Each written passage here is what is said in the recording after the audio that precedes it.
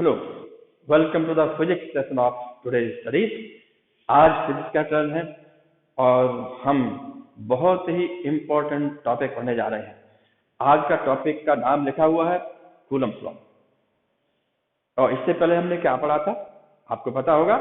बहुत ही basic concepts हैं, basic properties of electric charge. और इलेक्ट्रिक चार्ज आप अच्छी तरह समझ गए होंगे students. Electric charge one line definition: excess or deficiency of electrons constitutes an electric charge. Excess or deficiency of electrons constitutes an electric charge. और ये जो डेफिशिएंसी और एक्सेस इलेक्ट्रॉन्स की होती है किसी बॉडी पर, तो हम कहते हैं body is electrically charge, body is electrified. हम ये भी जान चुके हैं कि कोई भी सब्सटेंस, कोई भी बॉडी को इलेक्ट्रीफाई करने के लिए हम कुछ मेथड्स का उपयोग करते हैं। हम अगर चार्ज बॉडी को हम किसी दूसरी न्यूट्रल बॉडी से कांटेक्ट करें तो वो न्यूट्रल बॉडी इलेक्ट्रीफाइड हो जाएगी। तो यहाँ हमने इलेक्ट्रीफाई किया किसी न्यूट्रल बॉडी को बाय कांटेक्ट, बाय कंडक्शन। और हमने ये भी पढ़ा कि चार्ज किसी न्यूट्रल बॉडी को हम किसी दूसरी बॉडी चार्ज बॉडी से without making contact bring just near to it. So charging by induction also we can do. So charging by conduction is one method of making a body charge, and charging by induction is another method for making a body charge. और आप एक सबसे important है कि हमें charge, इन दोनों में charge body का होना जरूरी है, तभी किसी दूसरी बॉडी को हम न्यूट्रल को चार्ज कर सकते हैं। यानी हमको पहले इलेक्ट्रीफाइड बॉडी चाहिए। अभी ये कहें कि मान लीजिए हमें कोई सारा न्यूट्रल बॉडीज है, कोई इलेक्ट्रीफाइड ही नहीं है, तो हम चार्ज कैसे करें? जस्ट रब them. So you can charge any substance by friction. यानी अब हम रब करते हैं तो वो जो फ्रिक्शन की एनर्जी होती है वो उन इलेक्ट्रॉन्स को मूव करने के लिए काफी होती है, जिसलिए जो लूजली बाउंड इलेक्ट्रॉन्स हैं, फ्री इलेक्ट्रॉन्स कहते हैं, वो एक सब्सटेंस से दूसरे सब्सटेंस पे जाते हैं, causing two kinds of charges, positive and negative. ये हम पढ़ लिया है कि हमारे पास पॉजिटिव चार्ज और नेगेटिव चार्ज से चार्ज बॉडी की जा सकती है। लेकिन ये पॉजिटिव चार्ज और नेगेटिव चार्ज आया कहाँ से? अपने आप पैदा हो गया या ऊपर से कहीं आया है? नहीं, it comes with in the body. यानी हर सब्सटेंस के अंदर एक एटॉमिक स्ट्रक्चर रहता है और हर एटम के अंदर equal amount of positive charge और नेगेटिव चार्ज रहते हैं। इतना हमने पिछले लेक्चर्स में बताया है, आप लेक्चर्स में पढ़िए। और आज हम शुरू करने वाले हैं Coulomb's law. This is Nagendra Sharma on behalf of doctor Nitin academy, और आप पढ़ रहे हैं अभी Coulomb's law, very famous law Coulomb's law. और ये कूलम कौन थे बारे में बता देता हूं। तो ये इनका पूरा नाम था, very important, Charles Austin D coulomb.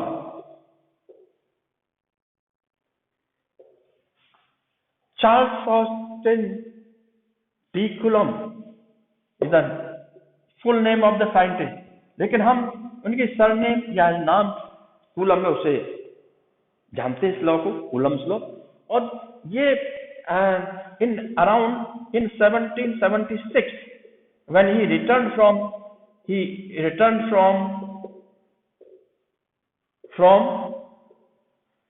a military engineership, military engineer थे ये, military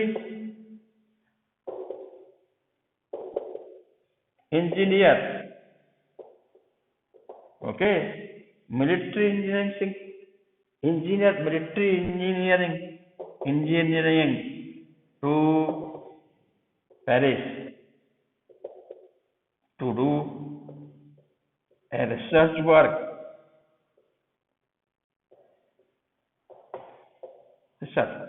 ये 76 तक इन्होंने, और करीब 76 में इनका बर्थ ईयर था। The year of birth around 1776 as the 2021 1776. But the great scientist, he was working in the West Indies as a military engineer.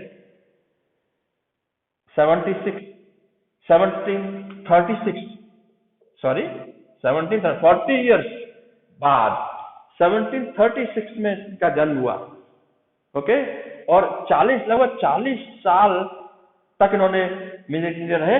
इसके बाद ये पेरिस की ओर आए और इन्होंने रिटायरमेंट लिया। रिटायरमेंट के बाद अपने रिसर्च लेबोरेटरी में वर्क किया और करीब 9 years letter in 1785 he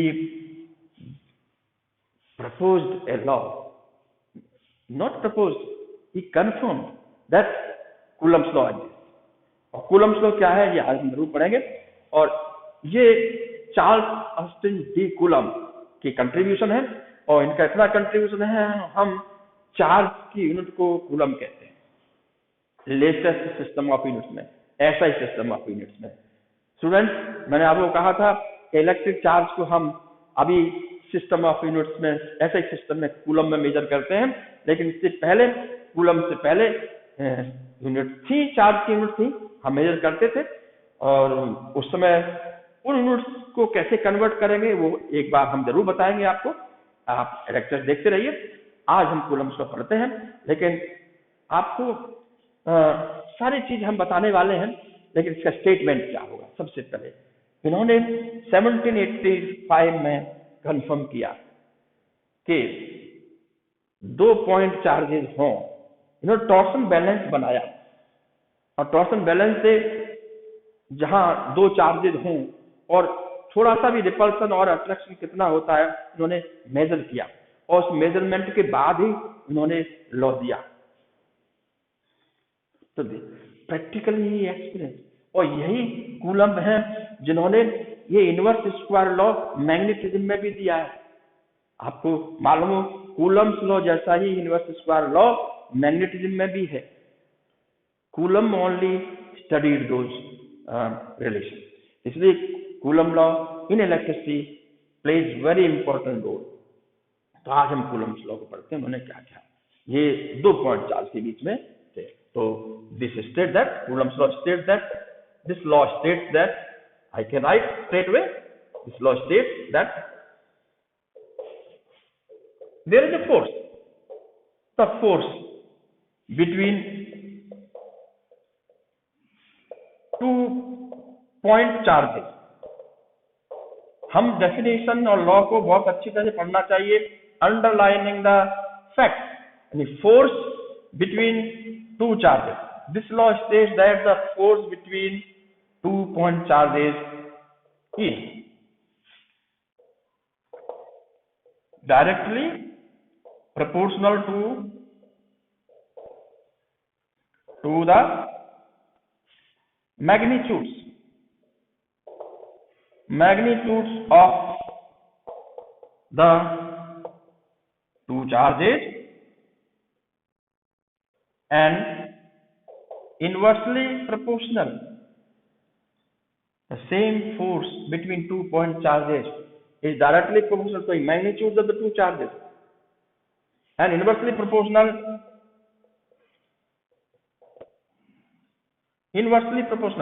directly proportional magnitudes of charges and inversely proportional to the square of the distance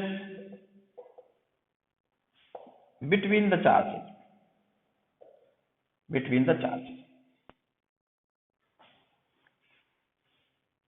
This force acts. Let us add one more line.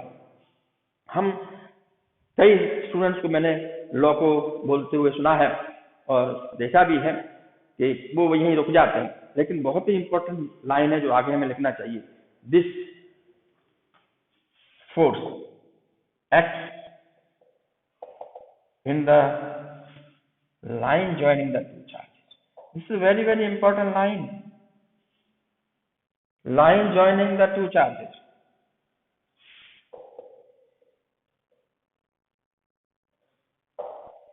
So force acts in the line joining the two charges. Since force is a vector quantity, we must represent Coulomb's law in vector form also. तो हम आज केवल Coulomb's law में magnitude of the force कितना होगा इस पर concentrate करेंगे, और Coulomb's law को वेक्टर फॉर्म में हम अगले लेक्चर्स में पढ़ेंगे। लेकिन आज हम Coulomb's law में जितना इंपॉर्टेंट टर्म्स आ रहे जानी हैं उन सब के बारे में स्टडी करेंगे।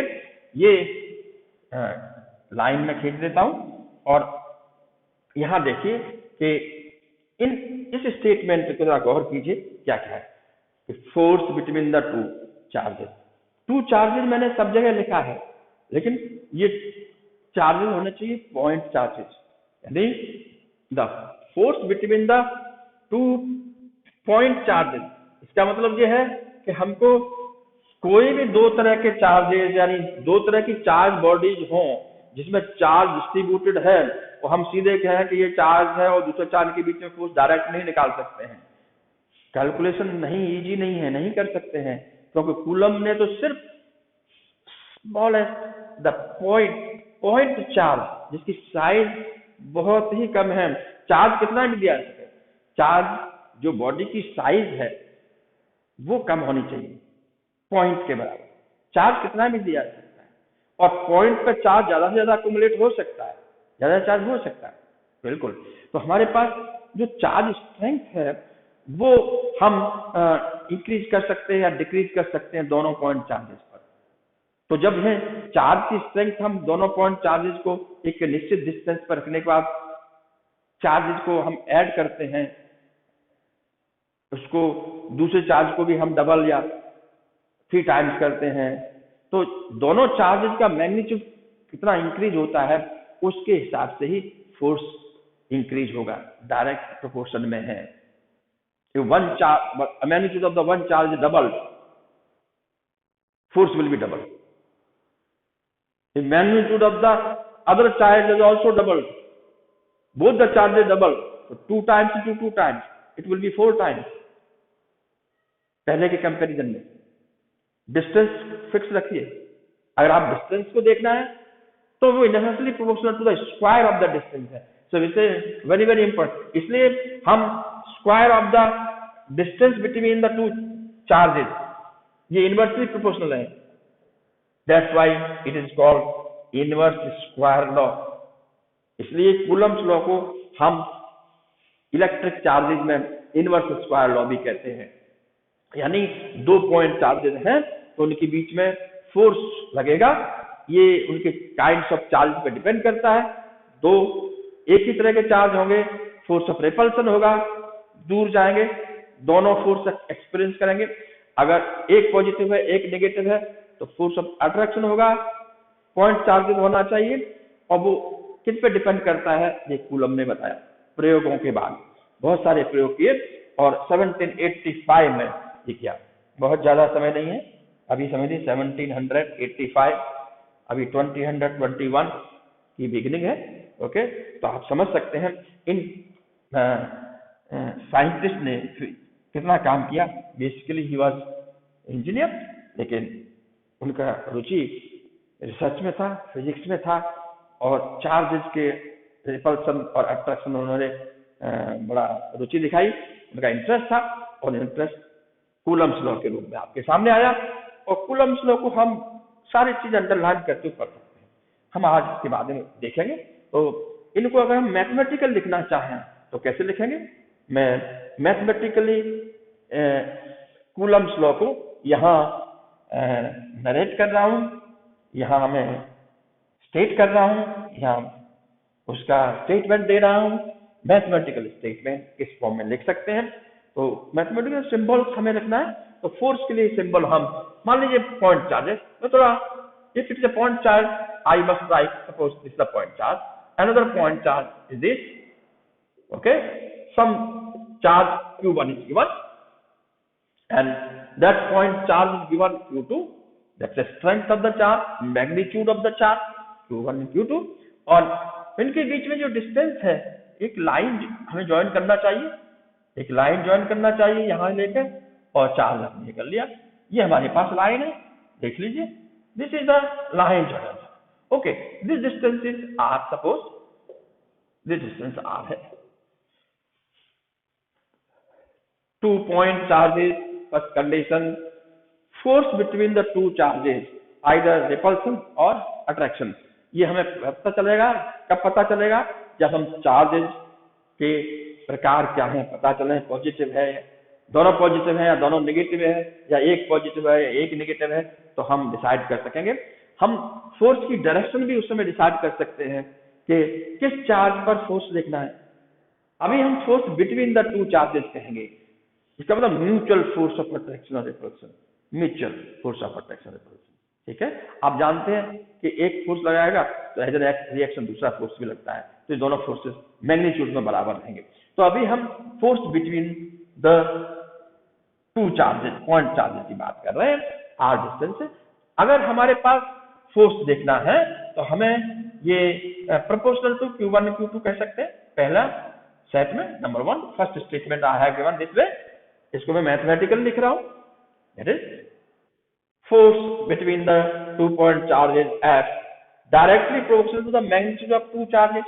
okay, directly proportional Q1 into Q2 product, दोनों के डायरेक्टली प्रोपोर्शनल है, दोनों न्यूमरेटर में आएंगे, डिनोमिनेटर में नहीं है। ओके, दूसरे बार में same force is proportional to inverse. Okay, and here okay it's inversely proportional to the, inversely का मतलब है कि अगर डिस्टेंस बढ़ाते हैं तो फोर्स कम करते हैं, जैसे कॉल्ड इनवर्सली प्रोपोर्शनल। इसका मतलब तभी हो सकता है जब डिस्टेंस डिनोमिनेटर में हो, और डिस्टेंस नहीं स्क्वायर होना चाहिए पूरी तरह से। तो स्क्वायर का मतलब है हम आर का स्क्वायर करेंगे, डिस्टेंस का स्क्वायर करेंगे। This is the second part of the Coulomb's law. तो कूलम्स लॉ को ये दोनों पार्ट को हम अगर एक जगह लिखें तो हम लिख सकते हैं एक साथ, अलग अलग तो बता दिया मैंने, तो एक साथ लिख सकते हैं Q1 Q2 okay upon R square. Of course हम Q1 Q2 को हम निश्चित रूप से मैग्नीट्यूड में इंटरेस्टेड है, ऐसा मैंने क्यों लिखा है? मॉडुलस में let us take magnitude. Okay, यहाँ एक चार्ज प्लस है और एक चार्ज माइनस है, सपोज 2 माइक्रोकूलम 10 माइक्रोकूलम, एक प्लस माइनस तो -20 माइक्रोकूलम, -20 फोर्स में माइनस आएगा, फोर्स का माइनस ये वो माइनस नहीं है जैसे इंटीजर्स होते हैं कि 20 और -20 इतना कम, ये नहीं, minus is only the direction, वहां प्लस माइनस डायरेक्शन पे डिपेंड करता है। तो फोर्स हमेशा यहाँ जो आप पॉजिटिव चार्ज और नेगेटिव चार्ज लगेंगे तो विद साइन आप सब्स्टिट्यूट करते हैं यहाँ पे, तो जो माइनस आएगा ओके वो माइनस से आप सिर्फ डायरेक्शन बताया जाएगा, उससे मैग्नीट्यूड प्रभावित नहीं होगा, मैग्नीट्यूड का अमाउंट वही होगा। इसलिए हमने इसको पॉजिटिव वैल्यू रखा है। इसका पॉजिटिव वैल्यू से मतलब है Q1 Q2 का प्रोडक्ट हो, पॉजिटिव हो, ठीक है, Q1 upon Q2 product magnitude के डायरेक्टली प्रोपोर्शनल होता है और इनवर्सली प्रोपोर्शनल। अभी हम जानते हैं किसी भी रिलेशन में प्रोपोर्शनलिटी साइन का मतलब ये है हमें कोई कांस्टेंट रखना है, तो K Q1 Q2 upon R magnitude, only magnitude है, दैट इज प्लस माइनस जो होते हैं वो हम एक तरफ कर लेंगे, क्योंकि अभी हम वेक्टर फॉर्म में नहीं कर रहे हैं। मैंने कहा ना कि हम फोर्स का सिर्फ मैग्नीट्यूड में इंटरेस्टेड हैं, for how strong the force will B, either it will be repulsion or it will be attraction depending upon the polarity of the two charges, plus या प्लस माइनस या minus. तो ये हमारा law है। हम ये अगर ये मॉडुलस लगाएं, मैंने आपको समझाने के लिए लगाया है, अदरवाइज अगर हमें पहले से मालूम हो कि Q1 हम सिर्फ मैग्नीट्यूड ले रहे हैं, Q2 हम सिर्फ मैग्नीट्यूड ले रहे हैं, तो हम इसको ऐसे लिख सकते हैं, there is no problem. in a simplest way we can write K Q1 Q2 okay upon R square. We can write magnitude wise, we can make it in the box. Okay, this is the Coulomb's law in mathematical form. Mathematically we can write this statement or this statement, में कोई फर्क नहीं है। This statement written in word, शब्दों में है, और that statement is given the form with mathematical symbols. तो सिंबल्स का भी जरूर ध्यान रखना पड़ेगा आपको कि आर कहाँ है, Q1 Q2 क्या है और K क्या है। फोर्स प्रोपोर्शनलिटी कांस्टेंट है K। अब ये के की वैल्यू है, इसकी वैल्यू कितनी आएगी?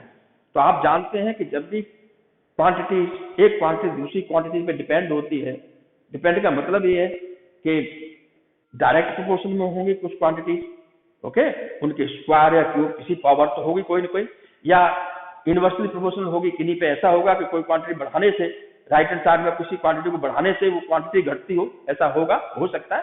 तो हमारे पास लेफ्ट साइड क्वांटिटी दूसरी क्वांटिटी पे डिपेंड रहती है, तो प्रोपोर्शनलिटी कांस्टेंट आता है ना, इक्वलिटी में कन्वर्ट करने के लिए। तो इक्वलिटी कांस्टेंट, इस कांस्टेंट की वैल्यू जो होती है वो बाउंड्री कंडीशंस पे रहती है। इसलिए ये जब भी लॉ कोई दिया जाता है तो ये कांस्टेंट को दो तरह से डिसाइड कर सकते हैं। तो एक proportionality constant, it may be matter of choice. अगर मैटर ऑफ चॉइस है तो जिस साइंटिस्ट ने इस लॉ को दिया है, और बेसिकली उस समय अगर उसकी यूनिट की चॉइस प्रोपोर्शनलिटी कांस्टेंट को हम 1 करते हैं और उससे पीछे जो प्रूव्ड थ्योरीज हैं वो कॉन्ट्राडिक्ट नहीं होती हैं, तो हम वहां चॉइस हमारा चल जाएगा, क्योंकि प्रोपोर्शनलिटी कांस्टेंट 1 रखने से एक टर्म कैलकुलेशन के लिए एक टर्म हमें का मल्टीप्लाई नहीं करना होगा। तो 1 का मल्टीप्लाई करने से कुछ आसानी होती है ना, तो वो मैटर ऑफ चॉइस होता है प्रोपोर्शनलिटी कांस्टेंट, वहां हम कर सकते हैं। लेकिन यहाँ दूसरा ऑप्शन लगाना ही पड़ेगा, क्योंकि फोर्स है, फोर्स को पहले से ही 1 न्यूटन डिफाइन किया जा चुका है न्यूटन के द्वारा। तो अगर न्यूटन ने 1 न्यूटन ऑफ फोर्स डिफाइन कर दिया है, तो हम अगर इसको मैटर ऑफ चॉइस के इक्वल टू 1 करते हैं तो न्यूटन की डेफिनेशन जो दिया हुआ है वो कॉन्ट्राडिक्ट करेगी। इसलिए यहाँ प्रोपोर्शनलिटी कांस्टेंट के मैटर ऑफ चॉइस नहीं रहा, चॉइस नहीं है। इसका मतलब इसकी वैल्यू हम एक्सपेरिमेंटली निकालेंगे, जैसा उन्होंने निकाला कूलम ने। तो ये प्रोपोर्शनलिटी कांस्टेंट की वैल्यू क्या आई वो भी हमें लिखना पड़ेगा, यानी कि प्रोपोर्शनलिटी कांस्टेंट यहाँ K capital K comes out to equal to 9 into 10 to the power 9, okay, 9 SI units. I can write SI units first here, then I will calculate. तो हमारे पास कूलम्स लॉ मैथमेटिकल फॉर्म में आ गया है। याद कर लीजिए student, F equal to K Q1 Q2 upon R square. This is the magnitude of the force, not in the vector form. Direction इसमें इन्वॉल्व नहीं है, हम वेक्टर फॉर्म में किसी दूसरी लेक्चर में लेंगे, नेक्स्ट लेक्चर ले लेंगे। तो हमारे पास कूलम्स लॉ का मैथमेटिकल फॉर्म आ गया और कूलम्स लॉ का स्टेटमेंट है। हम आगे बढ़ते हैं इस स्टेटमेंट से, let us see what happens. तो मुझे ये लॉ का स्टेटमेंट यहां से हटाना पड़ेगा और आगे हम कूलम्स लॉ में कौन कौन सी टर्म्स आती हैं इसके बारे में बात करने वाले हैं। और बहुत ही इंटरेस्टिंग है कूलम्स लॉ, इससे हम फोर्स निकाल सकते हैं। ध्यान रखना है चार्जेस की साइज पॉइंट चार्जेस के रूप में होनी चाहिए, तभी ये लॉ वैलिड होगा। हम आगे देखेंगे, चलिए ओके, लेट अस के यूनिट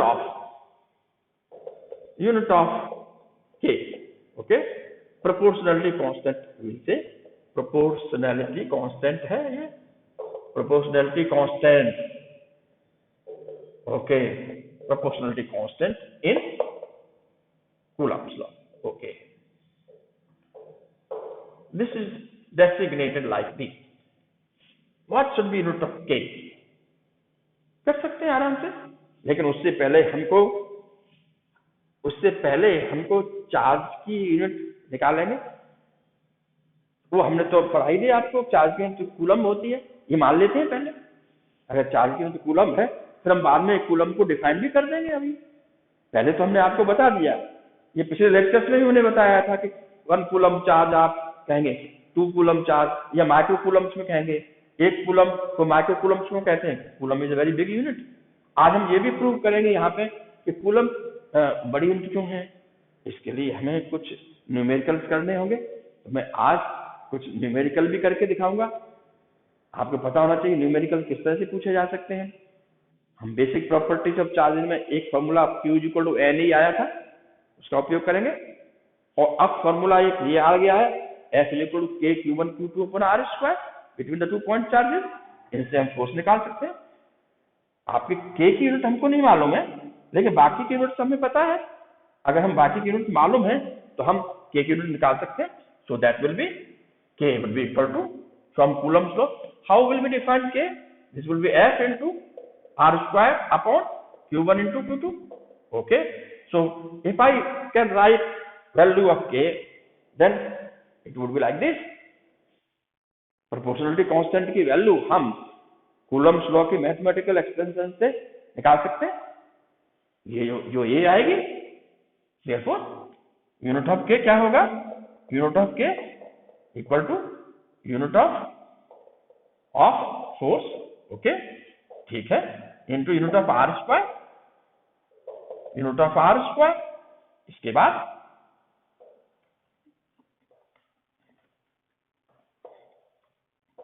यूनिट ऑफ Q का स्क्वायर, ओके, Q1 और Q2 I can take Q1 और Q2 ठीक, मल्टीप्लाई स्क्वायर कर लीजिए, राइट हैंड साइड को सॉल्व कर सकते हैं। Force is given as newton metre square upon coulomb square. So what would be the K? Therefore unit of K in SI system equal to newton metre square coulomb पर coulomb square, like that you can write, या हम newton metre square coulomb -2 you can write. तो हमने ये SI unit यहाँ 9 into 10⁹ into इन SI unit, तो हम इसको ये यूनिट्स में रख सकते हैं। तो हमारे पास प्रोपोर्शनलिटी कांस्टेंट की वैल्यू भी पता चल गई, यानी प्रोपोर्शनल कांस्टेंट की वैल्यू मैग्नीट्यूड तो 9 into 10⁹ है और यूनिट आपकी ये रहेगी, यानी K प्रोपोर्शनलिटी कांस्टेंट की वैल्यू मैग्नीट्यूड वाइज इतना है और यूनिट वाइज इतना है। हमारे पास ये कांस्टेंट भले ही है,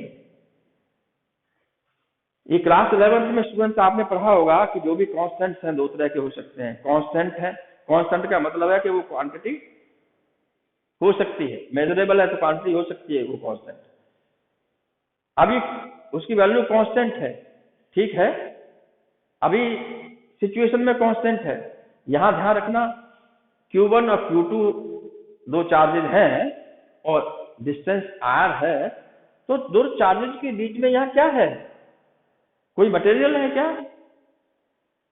यहां मटेरियल हो सकता है ना, कोई वाटर भी हो सकता है, और दोनों चार्जेज को पानी में रखा हुआ है, या दोनों चार्जेज को हम किसी ऑयल में रखते हैं, या कुछ नहीं है, जहां कहीं कुछ नहीं है उसको हम फ्री स्पेस कहते हैं। फ्री स्पेस का मतलब है कि यहाँ कोई भी मटेरियल नहीं है। लेकिन आप जानते हैं कि एयर में भी मॉलिक्यूल्स रहते हैं, तो एयर के मॉलिक्यूल्स इतने रेयरली स्पेसिफाइड होते हैं, रेयरली डिस्ट्रीब्यूटेड होते हैं कि इनका असर वैक्यूम के जैसा ही रहता है लगभग। इसलिए हम फ्री स्पेस में वैक्यूम और एयर बांध सकते हैं। इसलिए ये जो फोर्स है वो किसमें रखा है हमने, जो K की वैल्यू जो आई है, तो बेसिकली सबसे पहले जो प्रयोग किए जाते हैं वो एयर में किए जाते हैं या वैक्यूम में किए जाते हैं। कोई प्रयोगशाला में कोई प्रयोग हो रहा है, एयर होगा, वैक्यूम होगा। हमको तो बाद में पता चलता है कि यही फोर्स क्या अफेक्टेड होगा अगर हम इन सेम डिस्टेंस को, सेम चार्ज मैग्नीट्यूड को, पूरे सेट को हम किसी दूसरे सब्सटेंस में रख दें, अंदर लिक्विड में रख दें, वाटर में रख दें, तो क्या फोर्स अफेक्टेड होगा? यहाँ होता है, उसको हम अगले लेक्चर्स में पढ़ेंगे, ध्यान से आप देखते चलिए। तो हमारे पास कूलम्स लॉ में ये चीजें पता रहेंगे, ये जो फैक्टर्स रहेंगे। यूनिट मैंने बता दिया K क्या होता है, ओके। हमारे पास ये K प्रोपोर्शनलिटी कांस्टेंट किन ये आया कैसे? प्रोपोर्शनलिटी कांस्टेंट किस पे डिपेंड करता है? क्या क्या चीज है इसमें? मीडियम पे डिपेंड करता है, सबसे महत्वपूर्ण चीज है। कोई भी कहे कि प्रोपोर्शनलिटी कांस्टेंट ये इनमें ये किन फैक्टर्स पे डिपेंड करेगा, आप कह सकते हैं ठीक है फोर्स पे, इसमें इन पे तो डिपेंड है ही, क्यों फॉर्मूला है, लेकिन पहले फोर्स तो आया नहीं ना, पहले तो चार्जेज है, डिस्टेंस है, अभी ये मीडियम डिसाइड नहीं करेगा कि फोर्स कितना होगा। मीडियम के बदलने से फोर्स में बदलाव आता है, यानी फोर्स जो है वो मीडियम पे भी डिपेंड करता है। तो मीडियम वाला फैक्टर कहाँ है? मीडियम में फैक्टर के है, यानी प्रोपोर्शनली कांस्टेंट जरूर है लेकिन एक पर्टिकुलर मीडियम के लिए कांस्टेंट है।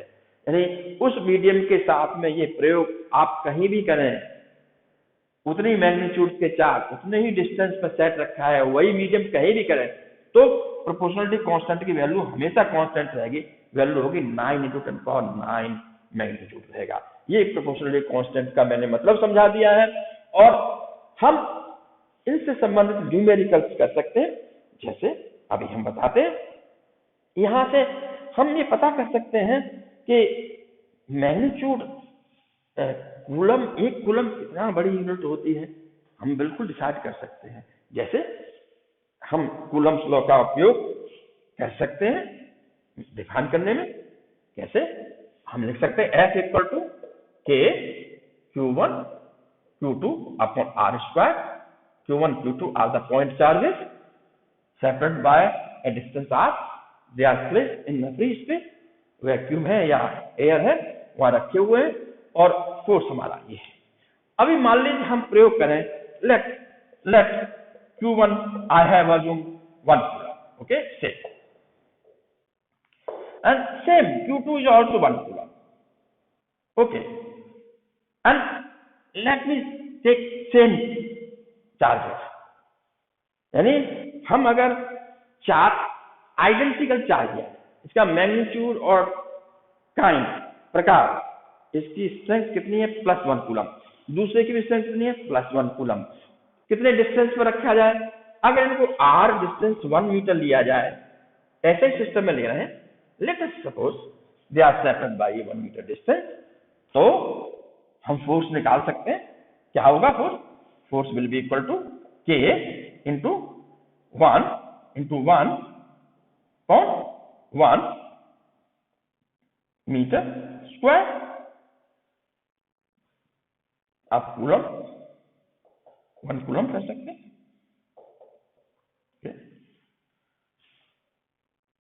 के की वैल्यू, फोर्स कितना है, तो फोर्स इक्वल टू के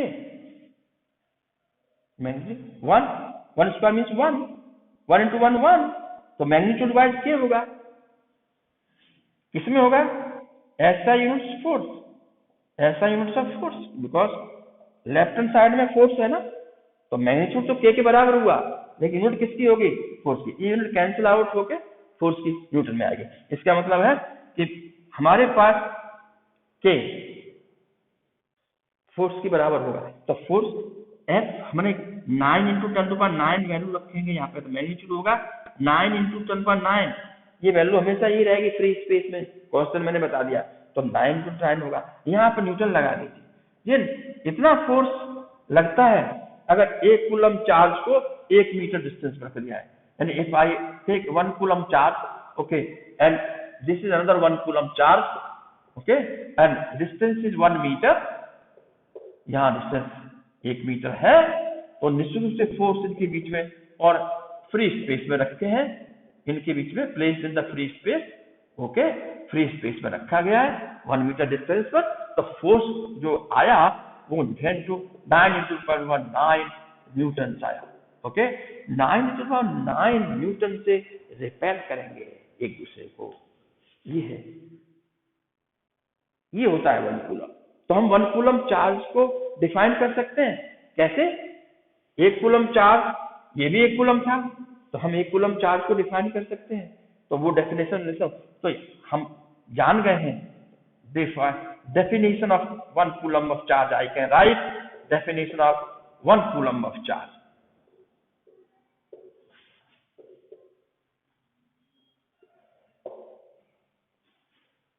जो हमने मैथमेटिकली लिखा उसी को हम वर्ड्स में लिख देते शब्दों में। अभी आप देख रहे थे कूलम्स लॉ को आपने शब्दों में लिखा, you have expressed in words, उसी कूलम्स लॉ को हमने मैथमेटिकल नोटेशन में ये लिखा। हम शब्दों में और मैथमेटिकल नोटेशन में लिख सकते हैं। अभी ये मैथमेटिकल हमने देखा, इसी को मैं शब्दों में लिख सकते हैं। You can express that 1 coulomb of charge कैसे लिख सकते हैं, देखिए। सो 1 coulomb of charge is the charge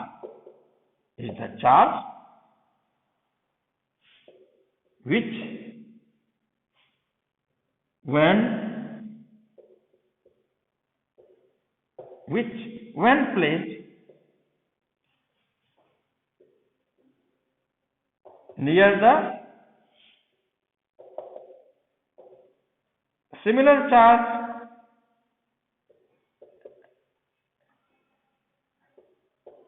at a distance of 1 metre.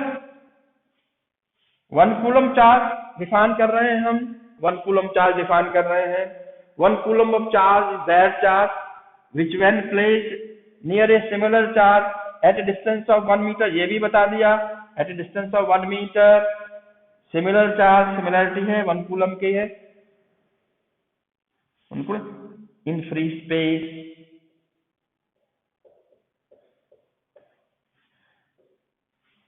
ये क्लॉज हमने कॉमा लगा के किया, when placed near the similar charge at a distance of 1 metre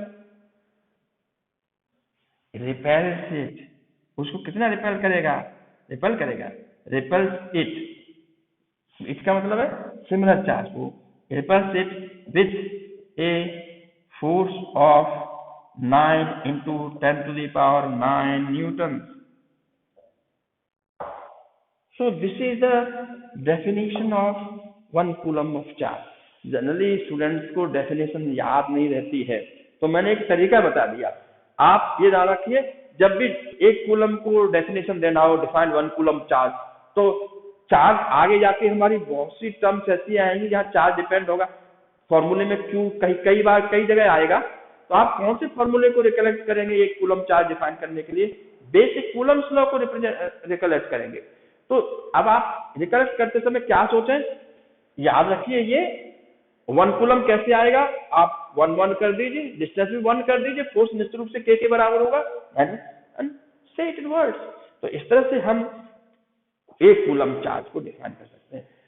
न केवल हम इनको डिफाइन कर सकते हैं, बल्कि हम ये भी देख सकते हैं कि 1 कूलम चार्ज कितना बड़ा चार्ज है। क्या प्रैक्टिकली हम किसी पॉइंट पर 1 कूलम चार्ज दे सकते हैं या नहीं?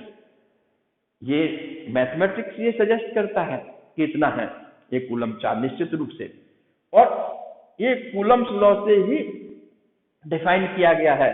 कूलम लॉ वैलिड है, कंफर्म है, कूलम्स लॉ कंफर्म है, ये कूलम्स लॉ होता है, नेचर में ऐसा हो रहा है। तो हमारे पास फोर्स इतना है।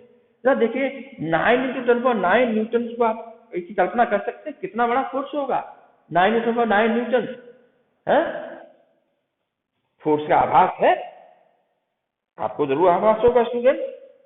जैसे आपको आभास है कि अगर आपके हाथों में कोई 1 kg का मास रख दिया जाए तो आप पहचान सकते हैं 1 kg होगा, है ना। 5 kg का वजन रख दिया जाए कोई हाथों में, तो आप निश्चित रूप से कहोगे अरे इसका करीब अनुमान तो लगा ही सकते हो कि इसका वजन लगभग 4 या 5 kg की होगा। जो हम ज्यादातर वजन उठाते हैं, देखते हैं, हम 1 kg बोलते हैं। 1 kg अगर कोई वजन आपके सिर पर रख दिया जाए मान लीजिए, तो कितना न्यूटन फोर्स आप महसूस करेंगे? तो मालूम है कितना? Approximately 10 newton. क्यों? 1 kg वेट कितना होता है? 1 kg weight is 9.8 newton. 9.8 newton approximately 10 newton. Okay, ये तो आपको क्लास 9 में मालूम है कि 10 न्यूटन कोई बड़ा फोर्स नहीं है। 1 न्यूटन बड़ा फोर्स नहीं है, समझ आइए आप कि 1 kg का जो वेट है, वजन है 1 kg वेट, वो 9.8 न्यूटन के बराबर होता है, यानी अप्रोक्सीमेटली 10 न्यूटन के बराबर होता है। 1 kg में 10 न्यूटन, अर्थ हमारे ऊपर 10 न्यूटन इस वजह से हम 10 न्यूटन महसूस करें, तो हमें 10 न्यूटन उसको होल्ड करने के लिए 10 न्यूटन का अपनी तरफ से लगाना पड़ेगा वजन। तो हम 10 न्यूटन फील करते हैं, 1 kg को फील करते हैं, 10 न्यूटन भी फील करते हैं। ठीक है, यानी एक जीरो हमारा न्यूटन और छोटा हो गया, करीब 100 ग्राम। 1 kg में 1000 ग्राम होते हैं, है ना, तो उसका 1/10 कर लिया, 1 न्यूटन आ जाएगा। तो 1 न्यूटन का एहसास कितना होगा? निश्चित रूप से 1 newton will be equal to approximately equal to 1/10 kg weight, 100 gram weight. Okay, निश्चित से 10 का डिवाइड कर देते हैं, केजी होगा, उसमें 10 का डिवाइड कर न्यूटन आ जाता है। ओके, तो हमारे पास कितना न्यूटन है? 9 न्यूटन है। तो हमारे अगर फोर्स हमारा 9 इंटू 10⁹ न्यूटन हो, ओके, तो हमारे पास इन केजी वेट कितना होगा? Equal to 9 into 10⁸ kg weight. Okay, इतने केजी, इतने किलोग्राम का वजन आपके सिर पर रख दिया जाए, ये कितना होता है? 9 के बाद 8 जीरो लगाऊं, 4 6 8, 1 2 3 4 5 6 7 8। ओके, इतने केजी का मास अगर आपके पास, केजी वेट लिख देता हूं, ये करीब इतना इतना कितना हो रहा है? आप काउंट कीजिए कि इतना एक पॉइंट पे अगर 1 कूलम चार्ज हो, बोलना तो बड़ा आसान है कि 1 कूलम चार्ज है, अज्यूम कर लिया, ये 1 कूलम चार्ज। मैथमेटिक्स करने के लिए हमें 1 हमारे लिए बहुत छोटी संख्या होती है मैथमेटिक्स में, लेकिन उसको अगर हम प्रयोगों से चार्ज के बीच में जो फोर्स लगता है वहां वो 1, लेकिन अगर वो वही 1 यूनिट आप चार्ज के साथ लगाएंगे, 1 कूलम लगाएं, तो छोटी नहीं है। प्रैक्टिकली ये बताता है कि 1 कूलम चार्ज, ये very big charge, practically possible नहीं है। ओके, जनरली पॉसिबल नहीं है। 1 कूलम 1 को 1 मीटर पर रखोगे, it's a very big charge, 1 metre पे इतना फोर्स से रिपेल करेगा फोर्स को, that much force, it's a very big unit. तो हमारे पास 9 न्यूटन का फोर्स लगाया, इतने केजी वेट लगाया। आप बोल नहीं सकते जी 1000, 10,000, लाख, देखिए 10 लाख, करोड़, आप बोल सकते हैं इतने करीब, जैसा कि इतना किलो वजन हमारे सिर पर रखा हुआ हो और इतना वो फोर्स से रिपेल करेगा, है ना। ये डेफिनेशन ऑफ 1 कूलम। तो मैंने आपको डेफिनेशन का सहारा लेते हुए, डेफिनेशन के माध्यम से ये बताया है कि आप फील कर सकें कि 1 कूलम चार्ज, एक coulomb charge, coulomb very big unit. इसका मतलब प्रैक्टिकली जो चार्जेस होते होंगे, जैसे हम रब करते हैं उसमें चार्ज आता है, तो इससे लिफ्ट कर सकते हैं स्मॉल पीसेस को रबिंग करने से, वो कूलम में तो हो ही नहीं सकते। कूलम भले ही यूनिट होगी, लेकिन उसके स्मॉलर यूनिट्स को कन्वर्ट कर सकते हैं। इसलिए charge 1 coulomb is a very big unit. Okay, very big unit है 1 कूलम। सो स्मॉलर चार्जेस, ठीक है, कम चार्ज होंगे, smaller charges will be expressed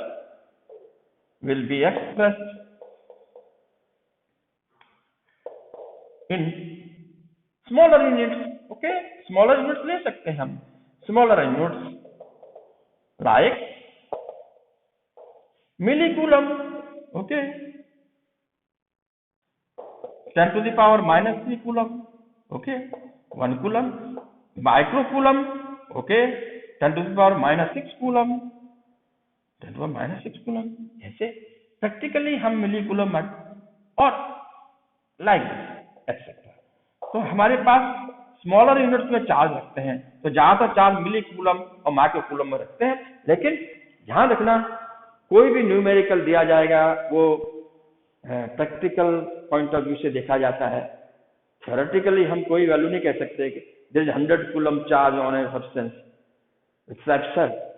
100 coulomb charge बनाया जा सकता है, सोचा जा सकता है कि 1 कूलम चार्ज कहाँ हो सकता है, इमेजिनेशन में सही है कि 100 कूलम चार्ज कहाँ होगा, लेकिन ये है। कौन स्टूडेंट एक न्यूमेरिकल किया जाए कि 1 कूलम चार्ज, ये तो आ ही गया, लेकिन एक प्रॉब्लम है जो मैं आपको आपके साथ शेयर करना चाहता हूं। और वो प्रॉब्लम है कि ये बताइए कि, और आप इसको करना भी है, कि अगर किसी बॉडी से 10⁹ इलेक्ट्रॉन पर सेकेंड निकल रहे हैं, electrons coming out from a body per second, okay, in a second.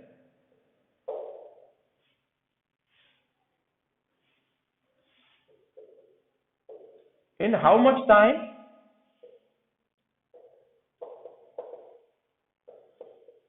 the charge on the body will become -1 coulomb +1 coulomb. Suppose coming out from a body, इसका मतलब है electrons coming out of the body, इसका मतलब क्या है, negative charge बाहर आ गया तो वो चार्ज पॉजिटिव हो गया। 1 कूलम चार्ज होने में 1 सेकंड में 10⁹ इलेक्ट्रॉन्स निकल रहे हैं। तो कितना हम कर सकते हैं, पर सेकंड में इतने इलेक्ट्रॉन्स निकल रहे हैं, तो हम 1 कूलम होने में कितना समय जाएगा। अगर 1 कूलम छोटी है, जैसे मैं एक बार बता चुका हूं कि कूलम बिग यूनिट है, लेकिन एक और स्टूडेंट, ये आपके लिए मैंने होमवर्क के रूप में सोचा है, आप ये क्वेश्चन कर सकते हैं। कैसे? आराम से कर सकते हैं कि हमारे पास 10⁹ इलेक्ट्रॉन्स हैं, 1 इलेक्ट्रॉन पे चार्ज, हिंट्स दे सकता हूं मैं, hints given to you, 1 coulomb charge on 1 electron equal to 1.6 into 10⁻⁻19 coulomb. ये है इलेक्ट्रॉन, मैं माइनस साइन में लगा देता हूं। Charge on 1 electron 1.6 into 10⁻⁹ it's a negative kind of charge. यहाँ माइनस का मतलब ये नहीं होता है कि इंटीजर के हिसाब से कुछ कम है, मैग्नीट्यूड इतना है। नेगेटिव का मतलब है इलेक्ट्रॉन्स आ रहे हैं, इलेक्ट्रॉन की आइडेंटिटी नेगेटिव ही होती है, इसलिए इलेक्ट्रॉन कहीं भी रहेगा वो नेगेटिव चार्ज की एक्सेस हो जाएगी, इलेक्ट्रॉन है। लेकिन अगर वो इलेक्ट्रॉन एटम में, न्यूट्रल बॉडी में, बॉडी न्यूट्रल है, इलेक्ट्रॉन के अंदर है, लेकिन उसको उतने अमाउंट ऑफ पॉजिटिव चार्ज मिलता है, क्योंकि प्रोटॉन का यही अमाउंट यही रहता है, लेकिन प्लस रहता है। इसे जितने इलेक्ट्रॉन्स होते हैं उतने प्रोटॉन्स होते हैं। तो 1 इलेक्ट्रॉन में इतने कूलम चार्ज होते हैं। अभी आप देखिए 10⁹ electrons will carry how much charge, ये आप निकाल सकते हैं। तो Q = Ne, number of electron कितने होंगे ये आप कैलकुलेट कर सकते हैं। इसके बाद हम अगर ये निकालेंगे तो इसका आंसर होगा, answer you have to calculate answer, it will take the time, in how much time the charge on the body will become 1 coulomb. It will take 198 years. That is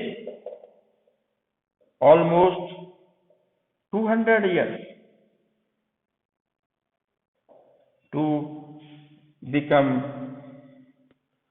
of magnitude plus 1 coulomb. So this is the answer. लेकिन answer कैसे आया आप calculate कर सकते हैं। Student, आप NCERT book को जरूर पढ़िए, और मैं जो लेक्चर्स आपको यहाँ दे रहा हूँ एनसीईआरटी बुक को फॉलो करके ले रहा हूँ। इसके साथ साथ मेरे जो लेक्चर्स हैं वो दूसरी बुक से भी है संबंधित है। मैं जो मटेरियल लेता हूँ दूसरी बुक से, सिंप्लीफाइड वे में आपको समझ में आएगा, लेकिन कुछ प्रैक्टिस आपको भी करना चाहिए। आगे मैं लिस्ट ऑफ क्वेश्चंस दूंगा न्यूमेरिकल्स की, वो आपको करना है, लेकिन यहां मैं जो बताता जा रहा हूं आप उस वक्त ही करिए। ये संबंध है कितना, इतने इलेक्ट्रॉन्स निकलने के बावजूद 1 सेकंड में इतने सारे इलेक्ट्रॉन्स निकल रहे हैं बॉडी से, मान लीजिए, और 1 कूलम चार्ज, दिन निकल गए, महीनों निकल गए, साल निकल गए, यानी सेंचुरी हो गई।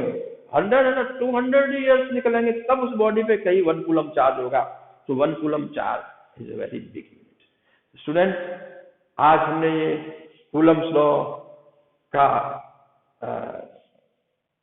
एक एनालिसिस किया है और हम फाइनल फॉर्म कूलम्स लॉ की ये है F equal to K Q1 Q2 upon R square.